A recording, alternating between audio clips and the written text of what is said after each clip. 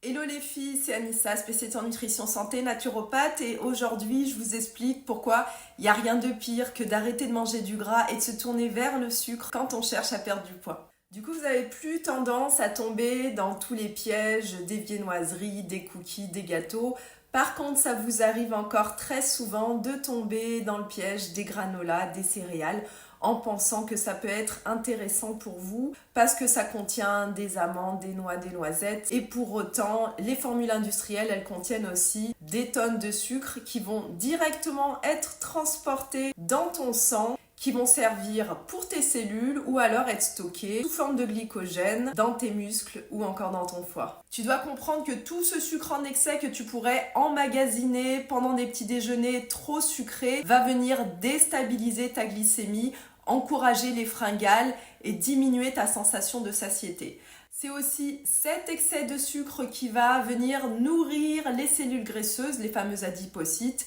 et encourager la graisse viscérale, la graisse autour du ventre, qui est une graisse inflammatoire qu'il faut fuir absolument. Ce que je vais t'amener à comprendre par tout ça, c'est que tu as tout intérêt à avoir un petit déjeuner riche en protéines et en bonne graisse plutôt que d'avoir dans ton petit déjeuner des sources de glucides rapides, des sucres raffinés, comme des cookies, du granola, du muesli, surtout s'ils sont industriels. Alors oui, les graisses sont plus caloriques que les glucides, mais elles sont aussi plus rassasiantes et plus intéressantes pour ton équilibre hormonal, ce qui va te permettre de maintenir un poids de santé, perdre tes kilos si tel est ton souhait, et surtout de garder ton énergie, ta vitalité. Cela ne veut pas dire pour autant qu'il faut arrêter de consommer toute source de glucides, mais je t'encourage à enlever de ton alimentation, en tout cas à réduire le sucre blanc, les sucres raffinés, le blé car il est ultra transformé, qu'il a tendance à avoir un indice glycémique parfois même plus élevé que le sucre blanc.